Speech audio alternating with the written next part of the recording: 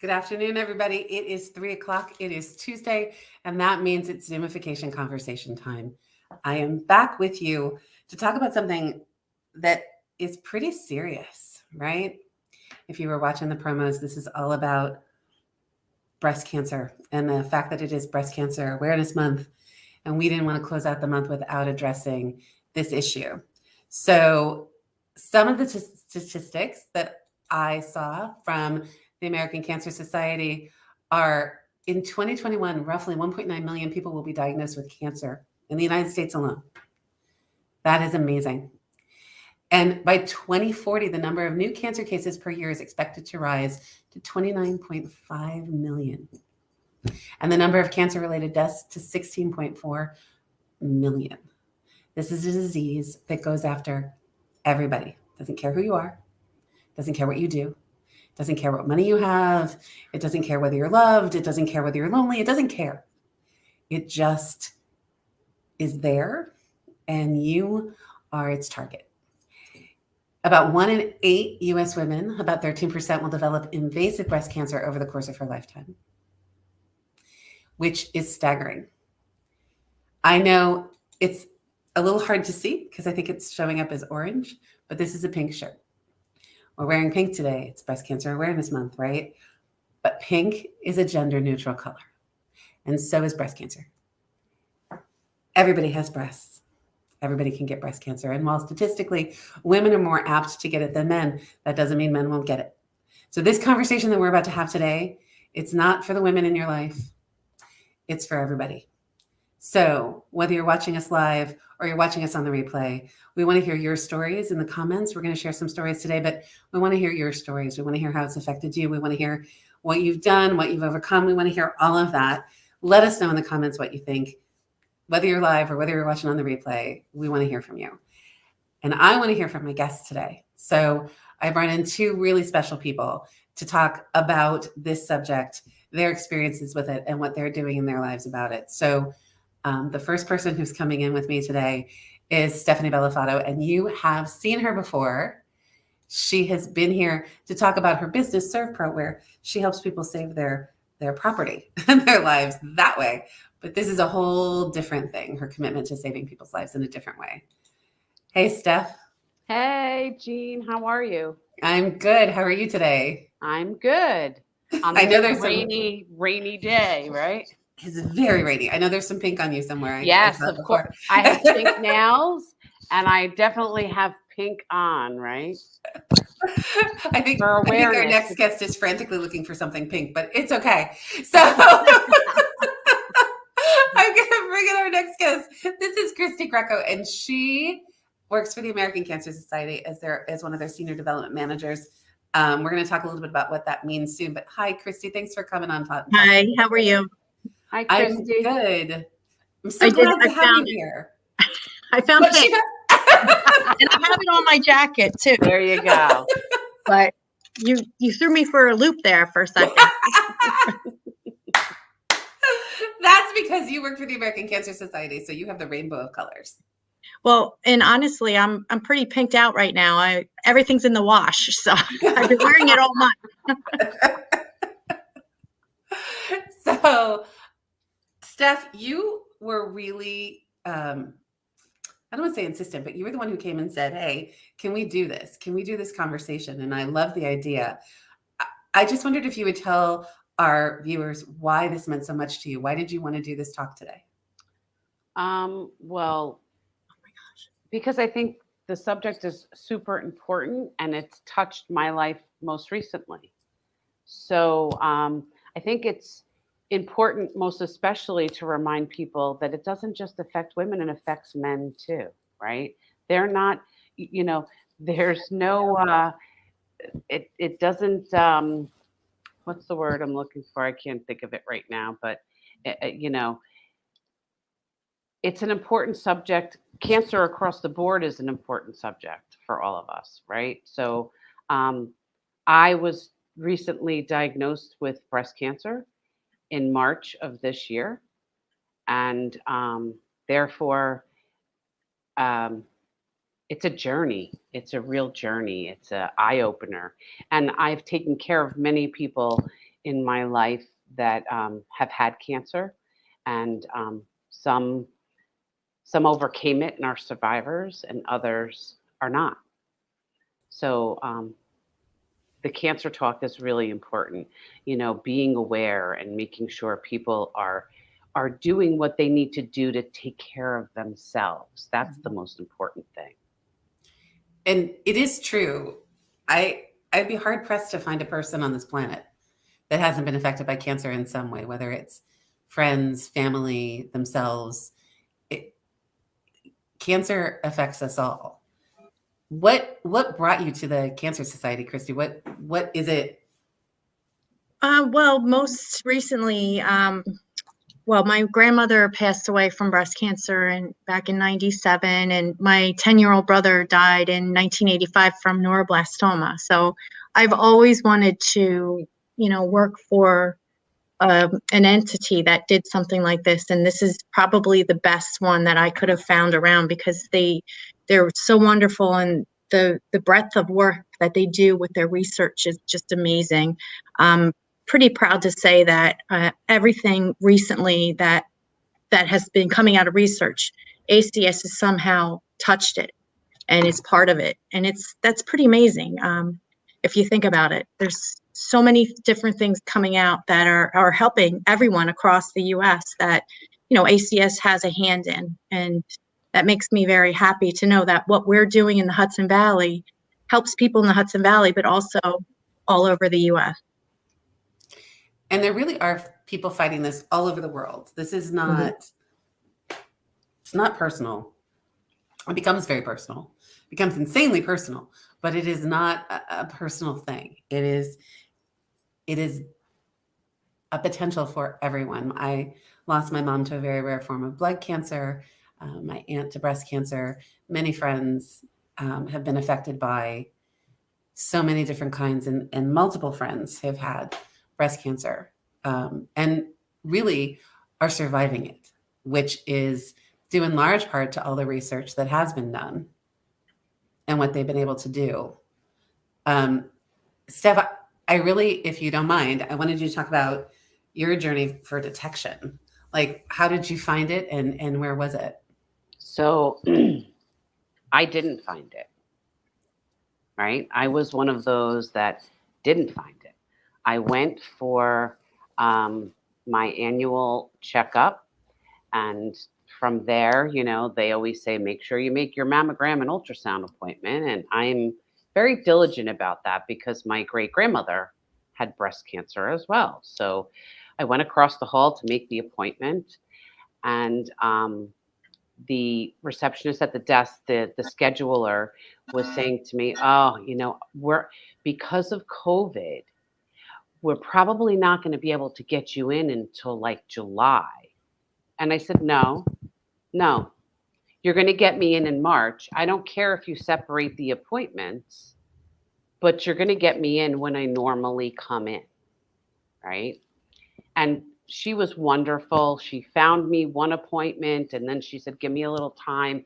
I'll call you in a couple hours. She called me in a couple hours, and she said, I actually found the other appointment the following morning, first thing. I said, fine. And I went to that appointment, and the first appointment I had was for the mammogram. So it was a Monday evening. It's like one of the last appointments of the day. And the mammogram showed nothing. The following morning, I was going back for the ultrasound. So I figured easy peasy, right? This is, you do this every year, and the mammogram came up with nothing. So more than likely the ultrasound will too. Not the case. I had the ultrasound done. The radiologist at the time was in doing a biopsy on a patient. So the tech had said to me, can she call you in a couple of hours, when she's done in a couple of hours? And I said, yeah, like I didn't think I had anything to worry about, right? Because the mammogram was clear. And I got a call a couple hours later saying, we found something. Can you come right back in? We want to biopsy it. What? And she said, well, we can send you to this other office. And me being me, I said, oh, no, you're not sending me to another office. you're telling me all about this procedure and how it's going to be and how painless it is. You can do it. And then I'll tell you how painless it is. So she scheduled me for the next day for the biopsy. And I went in for the biopsy. And she was lovely, lovely. Lisa Verna is the radiologist that took care of me and in Caremount in Mount Kisco. And I said to her, okay, so, be real with me because that's who I am, right? What are the chances here? And she said, look, based on what it looks like to me, she said, I forget the statistics she gave me. I think she said like less than 10% of all the biopsies she does come back cancer. But she said, given my age, given what it looked like, she was upping that percentage to 25 or 30%. And I was leaving that Friday for Florida. That I hadn't gone on a vacation since I broke my back in November of 2019. Yes, that is true. She just said she broke her back. So broke her back, got cancer. So we're not shooting for a third, right? No. So this was all about this was my first, it was a gift one of my closest friends gave to me for my 50th birthday, which we were unable to go to because of the pandemic. So we were finally going to celebrate what would have been my 50th birthday. And we leave on that. She tells me, we'll get the results between 3 and 5 business days. So that was Monday. So she calls me. I get down to Florida on that Friday evening. We go and we have a little bite to eat and we go back to the condo. And probably a half hour later, I get a phone call from the radiologist telling me it is cancer. So I just arrived in Florida for the vacation that I hadn't had in 2 years to find out that it is cancer. It's invasive mammary carcinoma, ER and PR positive and HER2 negative. Lots of letters, lots of numbers, but the reality is, oh my God, I have cancer, right? Yeah, the reality was that word, right? Yeah. We all know what's associated with that word. Well, I want to talk to Kristi a little bit because I want to. I know that the Cancer Society is really committed to early detection. Mm-hmm. Yes, especially now because of COVID, screenings are down 30%. And to Stephanie's point, we really need to make sure we're taking care of ourselves. And if, getting in for screenings is, of the utmost importance. Early detection is key. Early detection leads to, not necessarily quicker results, but it's better in the long run if you find things early. So that's so important. And we're really stressing that this year is to please, if you're due for a screening, please make your appointment and go in and get your screenings done. This might be an unfair question for you, but what is the first time that women should do it? Because they need to get a baseline, right? Right. Yeah. I mean, age 40 to 44 is when you should really start your breast cancer screening with mammograms. And then after 45, you should go every year. But if you do have a history of, breast cancer in the family, you may go earlier than that. And, as I keep saying and mentioning, know your body, know things. If something isn't right and you're, even if you're younger, don't hold off on it. Get it, go in and get it checked. It's so important. I'm so glad you said that because we think of breast cancer as something that is affecting women of a certain age, right? But it is happening earlier and earlier in women now, right? Yes, it is. And in fact, I know 3 different women that I've met just recently that first was diagnosed at 28, 31, and I think 33, all 3. And they're 2 are, cancer free right now. And the one is going through her journey right now. And But they have no history. They no reason. They just felt something and went in and had it checked. And unfortunately, it came back as breast cancer. So it's no matter how old you are, you should always be aware of sorry, my dog. Always be aware of yourself, your body. Yeah. Those self-exams are so important. Mhm. And I don't know this either, and I should. Does the American Cancer Society website, does it have how to do a self-exam somewhere on it? That's a really good Asking a tricky question. question. Yeah, you really are. I'm not sure. I mean, I know that they used to do a lot of that, promoting that, but recently it's not. I mean, you should still check yourselves, but it's not promoted nearly as much because I guess they want you to get a professional to, check you when you go in to, for different appointments and things. So, I mean, you still need to do your self exam, but I'm going to have to check on that one. That's a really good question, Jean. Well, Yeah, I you think should be Stephanie's checking story. yourself monthly, right? Oh, Every all month, the time. Yeah. raise your arm above your head, Mhm. start from the outside and work in, right? Mhm. Outside to work in, and keep doing that all the way around. That's what I was taught to do. And you really want to pay attention because the situation is when things are different, right? Mhm. So you need to understand who you are and what it all feels like so that you can detect if there's a difference. Now, Steph's story is perfect for why you need to have professionals do this because she would have never felt it. No, Mhm. it was very, very small. Fortunately for me, right? It was very, very Mhm. small. So, but yeah, it's super important.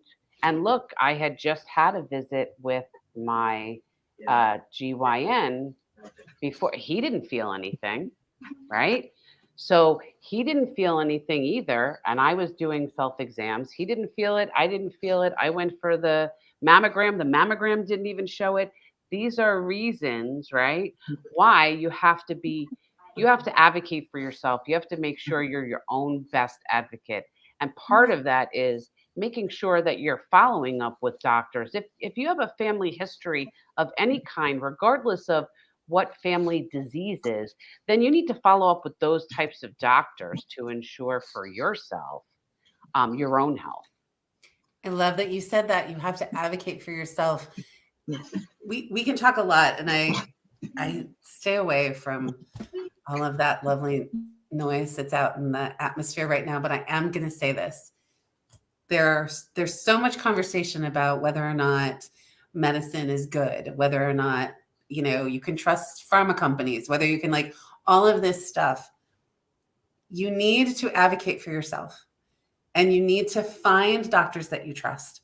You need to really trust me. You weren't trained as a doctor, I'm guessing, but you need to look at trusted sites like the American Cancer Society or really trusted sites, not sites where someone's grandma is talking about how jelly makes it better.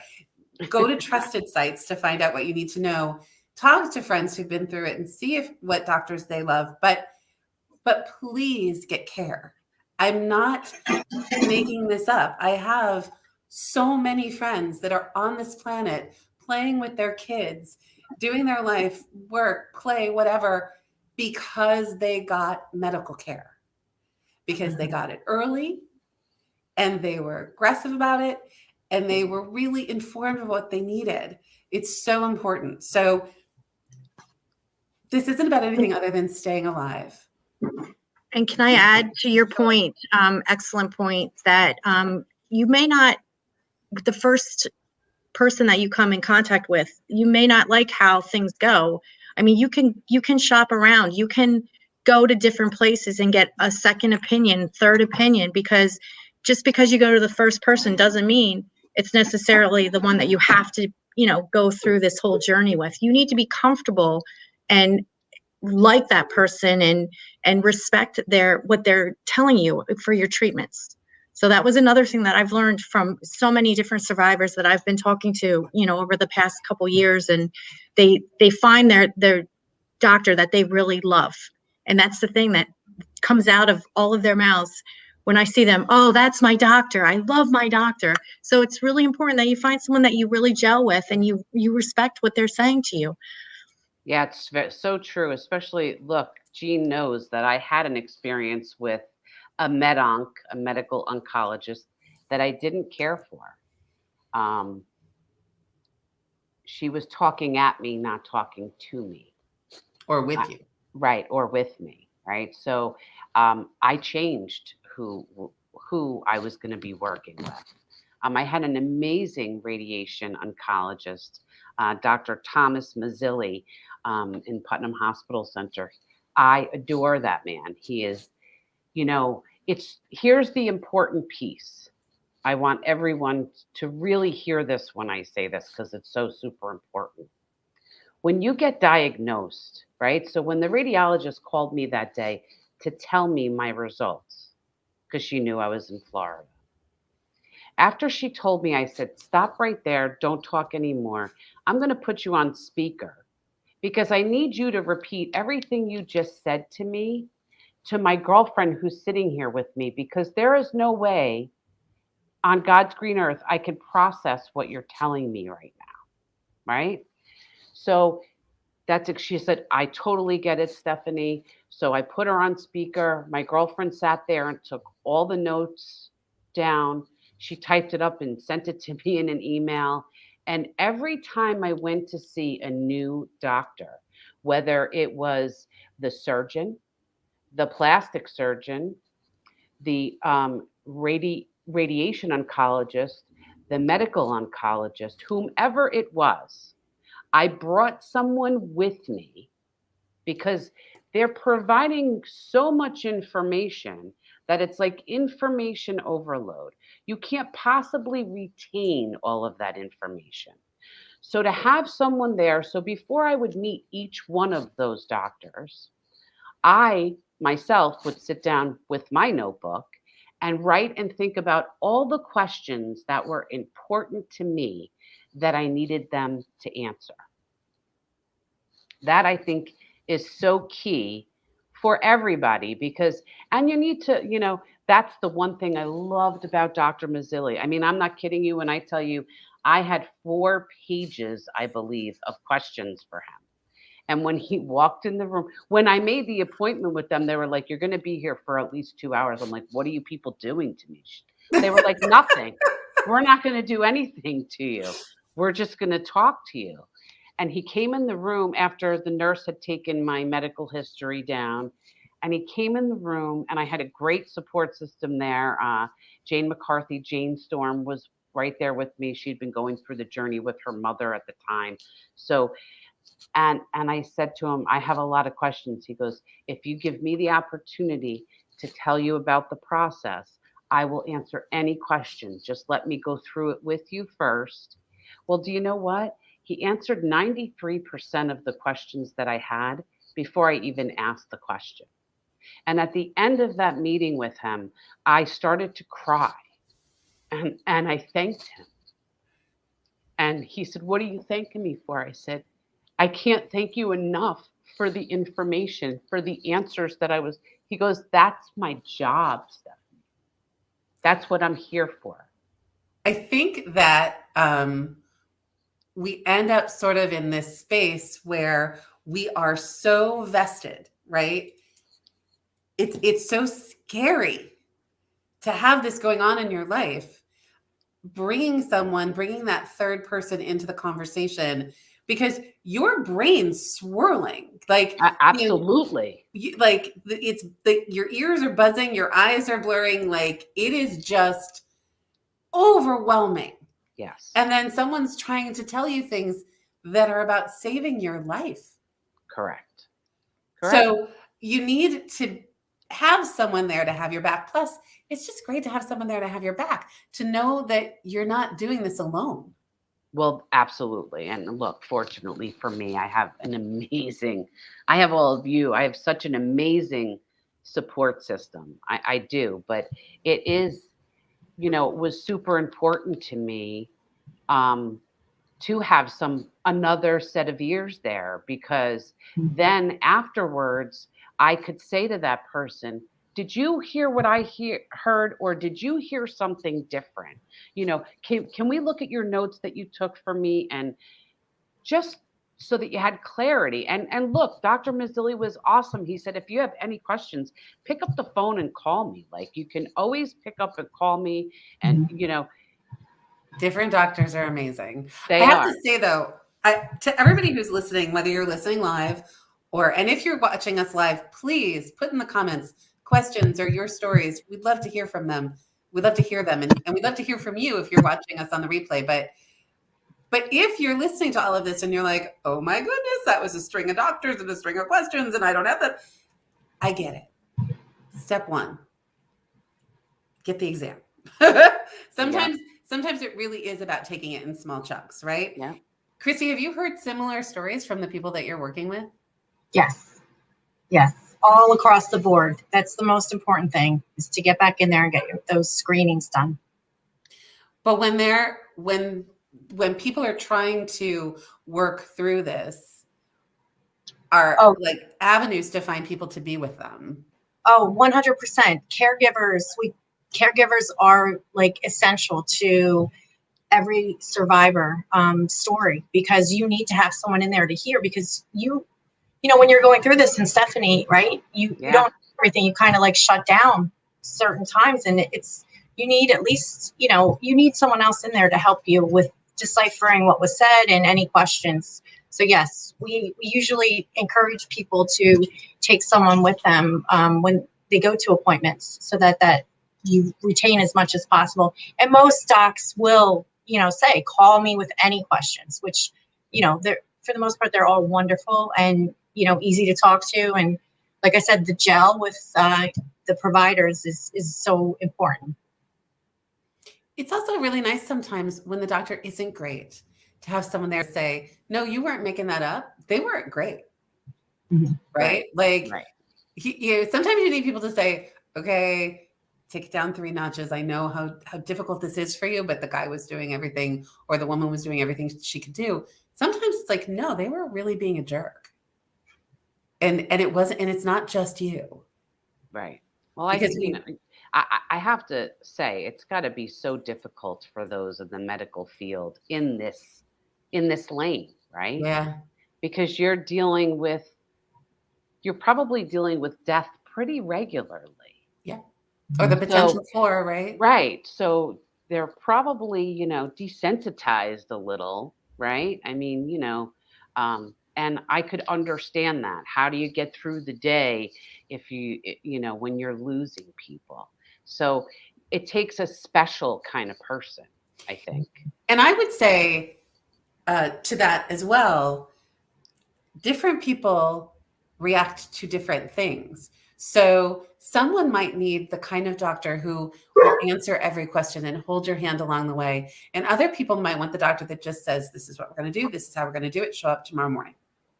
Right. And so some people might look and say, some people could react to that as, wow, that was so however you want to say it, but it didn't work for me. And I think that was horrible for you. Right. Right. So, every personality is different, right? We talk about this all the time. I'm not for everybody, and everybody's not for me. And that's okay. And knowing that and respecting that is okay too, right? So you don't stay with someone unless you feel like you're comfortable with that doctor. You're comfortable with that person. You feel like they have your back and they're giving you all that you need from them. So here's my question. I'm going to ask it to Kristi, and then I will ask it to you, Steph. But sometimes the most amazing doctor, the one that knows absolutely everything that can save your life, doesn't have the personality that you warm to. So maybe you need ancillary, right? But how can you find the doctors that are the best in their field? Well, I mean, you need to do your research and, talk to people who've been through this.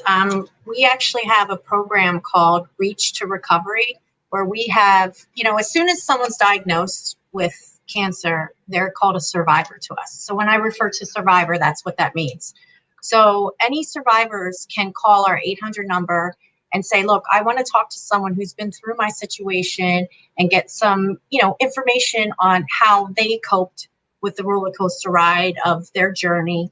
And I'd like to have someone there with me that's been through it. I'll also have a caregiver with me to come to appointments and so forth so that, I don't miss everything. But, I would like to talk to someone who's been through this. So with this program that we had called Reach to Recovery, we connect survivors that have been through certain things and with newly diagnosed survivors, and they can, talk to them, get their input on different things. And, the best way to find out about the docs are to talk to other women that have gone through this. And you'll hear the different, like, oh, well, that surgeon is like the best, but he has the worst bedside manner. I mean, it happens. And, you just don't know that. And it's not going to tell you on their websites, you're not going to know that because there's no disclaimer, right? There's no disclaimer there. Bad bedside manner will not be in anyone's bio. So that's right. You find out through talking to people and finding out who they used and who they trusted, and just kind of just go out there and make appointments and talk to people about it. And I think when you match people up with people of similar personality, right? So, people that are like me would more, every personality is a little different. So matching them up with the right personality person that's similar to them would probably be suitable for them to recommend, like, this is who I used, and I did that. I reached out to some people and said, if it were you, and I've even said to doctors, like, okay, so if this was your family member, who would you send your family member to? Right? Most of us have seen When Harry Met Sally, and if you're watching this and too young to know what that movie is, watch it. It's hysterical. But it's that whole concept of, I don't want the onions, I don't want the this, I don't want the that. Do you have this? Can I get that? I feel like that's how we have to treat our care. And we can't go along with, you should just shut up and do what they say. Right? When I was growing up, that was my mother. My mother kept saying, the doctor said, so you have to. Maybe, but I have questions. I want to know. It's not just, you told me, I'm going to do it. It doesn't mean that I don't trust you. It means I want to feel good about the step that I'm taking. You want to be secure in the next step, right? And that's their job, is to make you feel secure in this next step. I feel like, right? And it's so tricky because we're talking about breast cancer, which does inherently affect more women than men. And women inherently have grown up being told to be seen and not heard. I love our new generation of girls and women. Look, you guys rock it. Keep doing your thing. But it is really all about being able to stand up for yourself in a firestorm, right? In a tempest of horror, because you're like, oh my God, cancer. And I really do think, and you tell me, Steph, when you hear that word, I don't think your initial response is, yay, I'm gonna rock this. No, right? Your initial response is, oh my God, I could die. Right. My actually, in that moment, because I had recently lost my brother. So in that moment, I thought to myself, I cannot allow my mother to lose another child. As a mother myself, I can't imagine that pain. And I can't let it happen to her twice. That was my first thought. How important was it for you to be positive throughout the process? Oh my God, so super important. That I think your attitude is like everything. And not to say, don't get me wrong, did I have some really crappy, scary days? I absolutely did. I did. I'm not, and look, I'm one of the really, really, really fortunate ones, right? Because, I had a lumpectomy. I didn't have to have a mastectomy. I had radiation. I didn't have to have chemotherapy. There are millions of women out there every day that they're not even just doing a single mastectomy. They're doing double mastectomies when they are only finding it in one breast, right?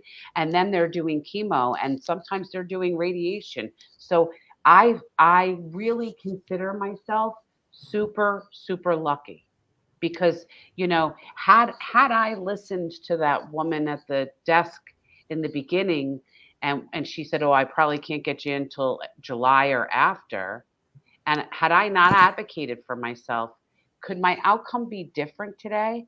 I don't really know the answer to that question, but I know it wouldn't be good, right? I know that it wouldn't be a good thing. Steph, I got to show you this. Sadie's on board, and she said, "You're superwoman, and you never stopped for a minute." It is so true. Well, you know what? I always feel like if I continue to move forward, right? And if I can, um, I'm so blessed with the people around me. Sani is one of those people, right? I have to tell you the outpouring of, I can cry right now. I remember saying to my son and just sobbing and him saying, "Why are you crying?" I'm like, I'm not used to um I'm used to being the one giving and not the one taking. And people were just so kind and so loving to me, sending, I mean, there was, Jean, you sent me flowers, and who sent me a bouquet of balloons, and people were sending me blankets and jewelry. I mean, look, I have this on today. I don't know if you can see it. So I want y'all to know, you have to understand something. Stephanie is the mayor of the world. Stephanie knows a whole bunch of people, and Stephanie does amazing things for everybody. If you're listening and that was not your journey, understand it's because it's Steph, okay? But but I think when we're talking about this, the gifts that you get when you share your story go beyond the blankets and the flowers, right? Absolutely. No, It's that it's hold you. right. And that's what it was. So it was, um I felt like everybody was hugging me, right? Everybody was holding me up and saying, like, you got this. You're going to get through this. This is, and that's, when I had to break the news to my children, that was the hardest part, right? Because you can't keep something like this from them. And when I told my younger son, and he said to me, "Are you freaking out, Mom? Are you freaking out? Are you freaking out?" And I was like, "Nope, I'm not freaking out. I'm not freaking out, because cancer's not going to kick my ass. I'm going to kick cancer's ass." And she did. I talked with Kristi. I had done a couple of years in a row. We did a breast cancer survivor walk where they actually got to walk the runway. They had a whole day of pampering and makeup and hair, and they got to wear amazingly fancy clothes, and they got to walk the runway. And I was blessed to be able to shoot that event for them, and I was there for the whole day. And I got to listen to these women, and every woman relates to this in such a different way. But one of the things that seemed to be universal was this concept that, and there are societies where it's a huge deal when you go through puberty, when you develop breasts, you're a woman, right? This disease kind of hits at the heart of that. I think when women are thinking about breast cancer and being diagnosed with breast cancer, the thought of losing that symbol of womanhood is just staggering. Kristi, again, I'm just wondering, when you're working with women, are you hearing the same thing? Oh, of course. I mean, there's so many different survivors in different stages when I speak to them. And I mean, that's always one of the reconstructive surgery is always, something that is towards the end of the whole process. But it's, there's a lot involved with that. And, a lot of thinking, to Stephanie's point about the, a single mastectomy, double, there's a lot of different decisions that need to be made. And I think Angelina Jolie, she had the test for the She had the BRCA gene. She didn't even have any diagnosis yet, but she decided to go ahead and just have that done so that she didn't have to deal with it. So because she had such an aggressive history, family history, right. Right. So I mean, kudos to her for being able to say, you know what, I can handle this. I'm confident enough that, I can go through with it. But yeah, it's like constant conversation across the board with different levels of women, depending on where they are in their life too. So. Yeah, and I looked at it as like this. My great-grandmother had breast cancer, and she lived till she was 99. So I'm going to be my great-grandmother. And you will be. It's so important to me. I work with women all the time. It is what I do. And I listen to women as they tear themselves apart, because I'm going to take their photo and they are so devastated by what they weigh, what they look like, whether their teeth are right, whether their hair is right, whether they're totally with y'all. No judgment, because I'm right there with you.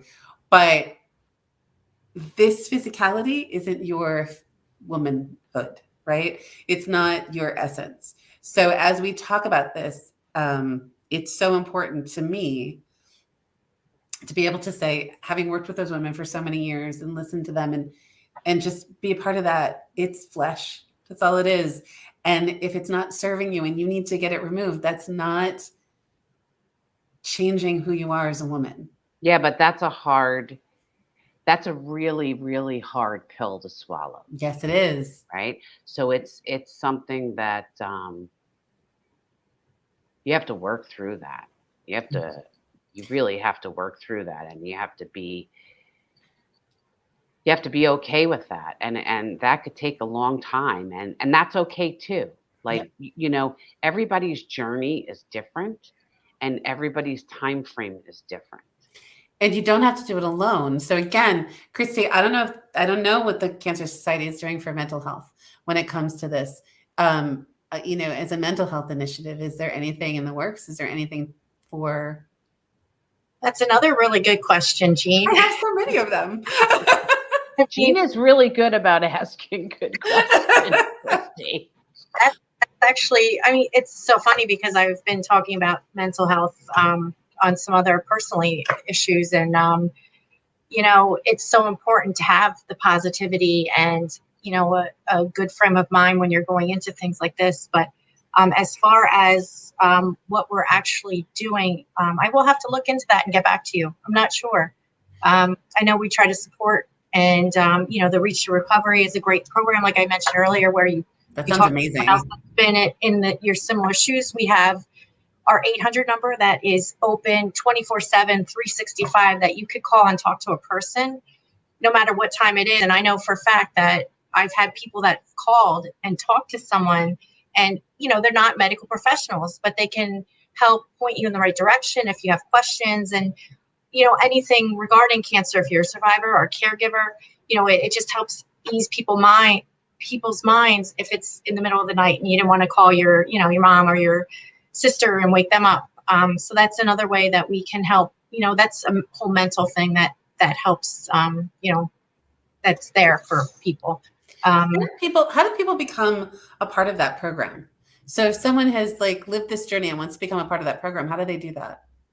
They can just ask me how to become a Reach to Recovery volunteer, and I can put them into contact with my colleagues, and they'll go into this little training process. And then what happens is there's a new app that they will be put into, and their type of whatever they had would be put in as well, so they're matched up with someone that's similar. And the way we're doing it now is Zoom because of COVID. So it doesn't matter where you're located. So we can connect you with anyone really at this point, which is nice. You're not, restricted by your area. Is it okay if I show everybody your email address just in case they want to reach out to you? Of course, yeah. So this is how you can get a hold of Kristi. If you want to reach out to her about the program, about what's being offered. I'm also going to say, if you want to reach out about donating, whether you're donating your time or you're donating money, Um, I'm guessing that government hits to charitable organizations have been happening, but COVID must have hit you guys hard too. Tremendously. In 2020, we raised approximately half the amount of money that we raise normally, which in turn had our work staff lessened, some of our offices were shuttered, but our research money, we continued that last year, and we needed to work really hard to catch up this year. And I think we're on a good track, to do well this year, and continue our research funding. But in the COVID year, it decreased not that much at all, because that's our main focus, is getting that money in there for research, because it's so important. Our local programs were put on hold because of COVID. We have a Road to Recovery, and our Hope Lodge in New York City was, closed for a period just because of COVID. The Hope Lodge has since been, I think it's opening soon. If it's not open already, I'd have to get a date for you, but that's where a survivor and a caregiver can stay for free if they're going into the city for treatment. We also have local hotels that participate in it, where they get a free night stay if they don't have transportation. The Road to Recovery is a transportation. We have volunteers that drive people to their treatments, because a lot of people don't have that transportation. So we don't want them to miss their treatments. We try to do what we can to, if we can't get them there, we try to, outsource it to other local people that have a business that help them in transportation. I'm trying to say, sorry. It's good. It's all good. No, it's good. So it's so important to know that there is support out there, that again, you're not alone. I can't imagine how isolating it must feel when that first phone call comes in. And to just know that you're not alone. This is happening to millions of people, unfortunately. And there are millions of people across the country, across the world, that are committed to fighting this disease in all of its forms, to supporting people who have it, to helping you after you've been through recovery. It's huge. The arms of this are so big, and there's so many ways to reach out, whether it's through your church, your synagogue, through other organizations. There's so many ways to find support. If we leave you with nothing today, maybe that's the most important thing, is that there's a lot of support out there for you. There's a lot of support, and please go get screened. Mm-hmm. I'm begging you, anybody that's listening to me, I am begging you, please make sure you get screened, and all those you know and love get screened. Yes. Because it truly can save your life. Yes. Please help us spread that word. Get your screenings in. It's so important. Early detection saves lives. And there's 31.8 million women and men living with breast cancer in the United States today. So it's curable. Get treated, get screened, get treated early if possible. So I have a 1-800 number here. What does this 1-800 number do? That is, if you're feeling isolated, you have questions as a survivor, if you are a caregiver, or you just are a person that has a question about anything about cancer, you can call our 800 number and just, ask your question. Like I said, any time of the day, 24/7, 365, there will be a person there to answer any question you may have. And sometimes just hearing someone's voice can make all the difference in the world. Right. You're not alone. Knowing that there's someone that will be there, knowing that there's someone who's been through it, right? Yeah. Like I remember the conversations with you, Steph, when you were kind of going through those first days, and it was just dealing with what it all meant. And again, thank goodness you really were so blessed that it was a lumpectomy. It was, contained. That's huge. Yeah, but For I some people, it's not true. remember being in Florida and thinking, oh, this is going to be some vacation, right? Now that I got this news, and calling and talking to my mother, who's a cancer survivor. And my mother put it to me just the way I needed to hear it. And she said, allow yourself 10 minutes a day to think about it. You're on vacation and you got really crappy news, but you're in one of your favorite places. So bury your toes in the sand, you know, look out at the ocean like you always tell me you do. You know, there's infinite possibilities, right? Because it seems endless. And just be, right? So I would visualize myself taking myself to the, to the bad place, so to speak, in my head. And then I'd be like, no, no, no, no. Okay, I thought about this enough. And I would visualize putting it all into a box and closing the box and putting it up on a shelf for right now. And I needed to do that for myself because I needed this vacation so bad that I needed to at least feel somewhat something other than, what I had been feeling because of other circumstances in my life, right? So and I did. I had great people around me. Surround yourself with people who can be supportive for you and sometimes push you, right? Like my mother knows how to push me the right way so that I can get out of my own way, right?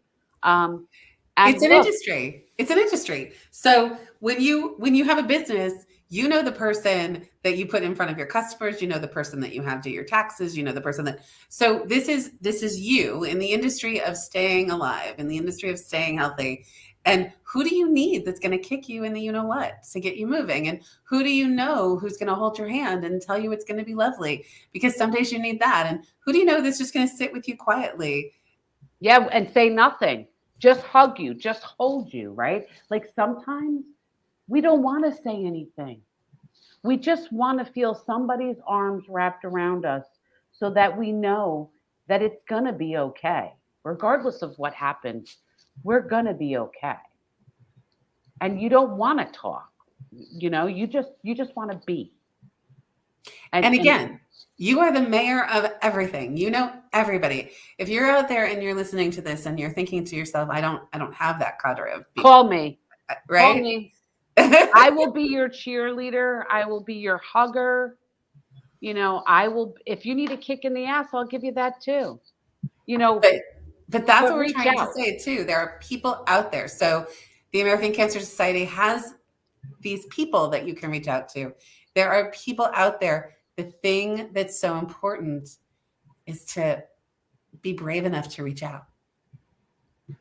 And I think that was the lesson that I had to learn, honestly, Jean. So I always feel like there's a reason for everything, right? And like I said earlier, I broke my back in November of 2019, right? It's soon to be 2 years. And I'm not good about reaching out to tell people what I need. I'm good about reaching out to ask them if they need help with anything, but I'm not good about sharing with people what I need. And I think that because I didn't learn that lesson when I broke my back, that was the lesson that I learned when I got the cancer. Learn it, because really you don't learn need it because another- I don't need want another anything thing. more. Keep it all. I don't want anything more. I've got my fill. I learned my lesson.